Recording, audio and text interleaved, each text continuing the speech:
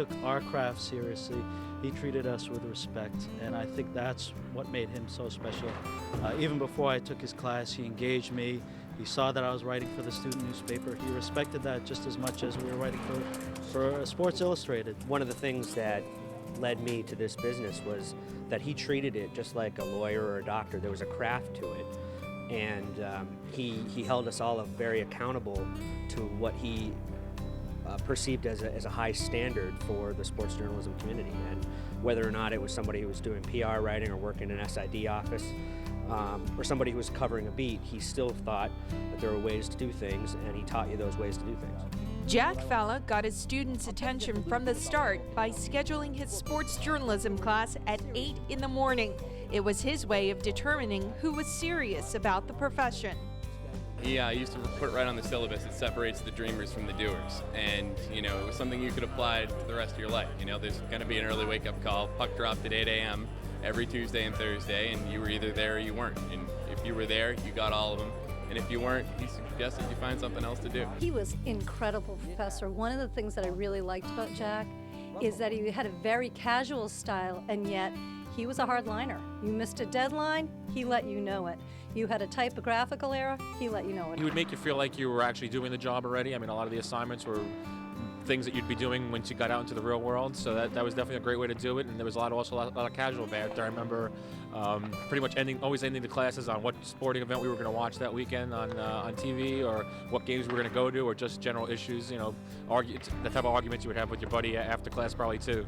He was an incredible professor, and that is the one class that I remember the most at BU, because you kind of lived it. You know, I saw Jack in Eddie Carpenter's press box at Boston University. That's when I first met him, and everybody said you have to take Jack Falla, and that's in fact up until when he passed away. That's what I was telling my friends who were taking classes at BU. You have to take Falla. What many of his students did not know about Jack was that he suffered from stage fright. So to talk in front of the class, the professor needed to pump himself up like an athlete before the big game. We used to call it the Glenn Hall. And if anybody remembers who Glenn Hall was, or the great goalie for the Chicago Blackhawks, he used to throw up before each game. And so I would ask him regularly whether he was going to do a Glenn Hall this week or not. And he would get wound up. And the funny thing was, like any professional athlete, he'd walk into the room and he'd be terrific, and then he'd walk out again and collapse. It was amazing to see him just get so wound up over something that he'd done for so long. He was absolutely like a hockey player getting ready to play the game. He would pace the halls before an 8 o'clock in the morning class, worrying that his students wouldn't like what he was going to tell them. And of course they all loved him to death, because he brought the real world into the classroom. And a lot of students don't get that from their professors. He always was ready for class. You'd see him pacing like a coach before a game, before class, you know, getting all ready. This is a man who is one of the finest professors I've ever met. I mean, a great teacher, and yet he always felt like he had to, you know, put on the game face, get prepared, and of course then he'd go into class and he was always dazzling. Jack's death created a void among his circle of friends. His fellow BU professors and former students are saddened that he is not around anymore to talk with, tease, or seek advice from. Jack was fun to be around, though he was a little tortured. He worked awfully hard, you know, getting ready for class, and he was also a heck of a good writer, a fine stylist. He wrote about hockey, of course, but he wrote about so many other things, life and loss and family and death, ironically. He's going to be sadly missed around here. I still remember during the period where the NHL was on strike, we'd have like the daily updates and complaining about what are these idiots doing, and you know, are they trying to kill the sport? You know, and it's funny, I still look up sometimes and I expect to see Jack walking by on the way out of his class, stop by for a few minutes and discuss the current state of Boston sports. That's been, I guess, the only good part about all of this is learning that a lot of people shared that experience. He loved the metaphor, and, you know, learning that Jack basically was like the Stanley Cup. He was a little piece of him was shared by a lot of champions, and it's really touching to be a part of that community now. Besides being a great professor, he was just a wonderful man, a good friend, just had such a joy of teaching, working with our students, and of life. He was just the best. We'll have more on Jack Falla when the buzz returns in just a moment. Buzz, a special edition where we're celebrating the life of the late Jack Falla. Before we get to more of his story, here's a look at your NHL Plays of the Week. Falla Memorial Fund. We set up the Jack Falla Memorial Fund to create a scholarship in his name for sports communications and sports journalism students here at BU's College of Communication. One of the things that I did is I took over his sports communication class, and as a project to finish out the class, we did our first annual event that was sold out and raised $8,500. We do have a website. We are still making sure that everybody knows about it. If you go to the BU website and type in Jack Falla Fund, you can get the information on where to donate. But we had a really successful event which showed the movie Pond Hockey, which featured Jack and was inspired by his book, as well as we had live auction and silent auction items, and it was a brilliant night, and we want to keep that energy going. The Buzz returns right after this quick TV timeout. University professor Jack Falla did not end at graduation. After that, students needed jobs, and Jack helped them out. The connection truly came to life only after Jack passed away. From reading the different postings online, and that they just keep coming in, and people finding out weeks later and saying, he was, the biggest influence in my academic life. He was the person that helped me with my first job. It was almost like Jack had this sports mafia going around the country. You can't name a franchise in any sport that Jack didn't help place somebody in there. And he never told any of us this.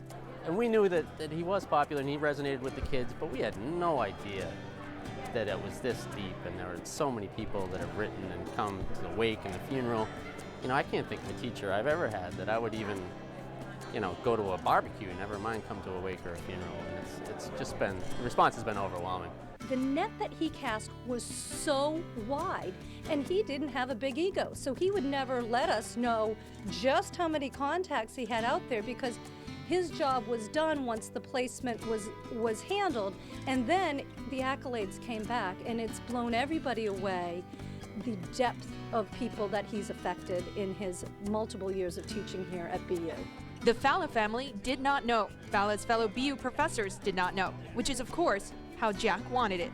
Jack was like the HR department for our alums, a wonderful network, but that was Jack. He was such a mentor, and the thing that he brought to his students and then our alums is that it was a lifelong experience. And so a student who graduated 7 years ago, 10 years ago, would stay in touch with Jack, would help our current students get a job. So Jack was really the social glue that just networked everything at this building.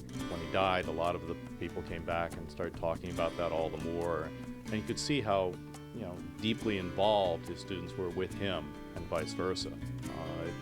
A lot of professors don't establish that level of rapport or that sort of long-term relationship, and that was just part of what was Jack. He definitely was committed to his students. There's no question about it. Many professors here are. It's one of the signatures of this program. Jack was at the forefront. Absolutely. He helped students get their first jobs. He followed their careers. He helped them along. He was always ready and willing to give advice. He was there for his students. The Jack Falla Network pervaded all sports at all levels, which in time made it easier to place his students. It's like the Belichick tree of coaching. It would just permeate throughout not only hockey. He had guys writing baseball, football, hockey everywhere. It was just... that's how skilled he was as a professor. The people who took his class, or the people who got to know him, just said, we want to be like Jack Falla. And that's really what kind of the driving force I know was for me. And that's why I think he was so successful in building that tree, that sports writing mafia that he was able to lead. So he would say we could have a pretty good all-star lineup of guest speakers coming in. He wouldn't even have to teach his class, which really was the case. Just so many friends, so many former students that turned out to do pretty well in their jobs because of him. I was always getting the phone calls from dear old Professor Falla saying, hey, I got a dynamic comm kid here at BU, and you got to see them, you got to interview them, get them in, you can't do wrong. So he was always advocating for the students, which made him the full package as a professor, not only as somebody that can academically teach what we needed to know in sports communication, but the deliverable is to place these kids in top-notch sports jobs. You know, you think your brother is successful, but you don't think that your brother is at this level or has touched this many lives. And to know that he did that is really heartwarming. We'll be back with more on Jack Falla and the Boston Bruins when the Buzz returns in just a moment. Here's Ernie Bach now with this week's Buzzer. Family and friends. He had his work as an author and professor at Boston University, and he had the game of hockey. It was evident in his conversations, in his books, in his classroom, that he had this incredible passion for hockey. It was as though he was still that young boy who fell in love with the game. I took my place between the two boots that marked our goal. I held my hockey stick in my right hand, tapped it against my shin pads, which were really Andre LeBlanc's old pads, tied to my legs with frayed skate laces. He had never left the love for sports, and hockey specifically, and I think one of the essays about taking his grandson, Dimitri, to his first Bruins game is a perfect analogy, because he thinks back to his dad and when he went, and it's a perpetuation of the love for the sport. His love for the game. He was a guy that he could have as much fun watching the Boston Bruins play in the old garden as he could watching a 10-year-old bunch of kids on a pond here in Massachusetts. So, you know, he just had a real fondness for the sport, and he always talked highly about the game. He loved the players who were part of the game, and he enjoyed every level from youth hockey to college hockey to pro hockey. Hi, I'm Jack Falla. This is my backyard in Natick, Massachusetts, and I'm standing next to the boards of our backyard skating rink, the Bacon Street Omni. Jack Falla's love for the game of hockey inspired his students to follow their passion in life. The game's grip on Jack was evident in his books, his backyard rink, and in conversation. I used to sit down and ask him questions about Bobby Orr.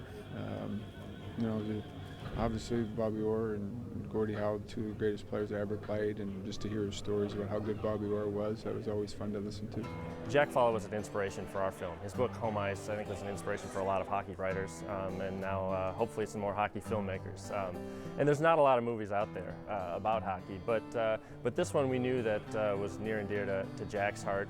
You know, the subject matter, playing outdoors, playing for the fun of it, was something that he really believed in, and you know, he lived that. He loved to talk about hockey and write about hockey, and he sort of, you know, drew on hockey, I think, as a kind of way of thinking about life. Absolutely. And it was evident, you know, in his teaching and in his discussions. Absolutely. Everything about life was somehow related to sports. He would talk about Barb, his wife, being that tough grinder, the fourth liner who go into the corner with their elbows up. It really was true, just tough as nails, but the sweetheart of the family. And yeah, in class, go to the net, grind it out, go into those dirty areas. People talk about other sports and then how loyal people are, but you know, hockey's a different sport. There's just something about it. People who, as he did, played it and then coached it and then obviously wrote about it and was very close to all the players, whether it be professional, coaches, college, high school, etc. It's just a wonderful part of his life that he was able to share with his friends and acquaintances and obviously his family.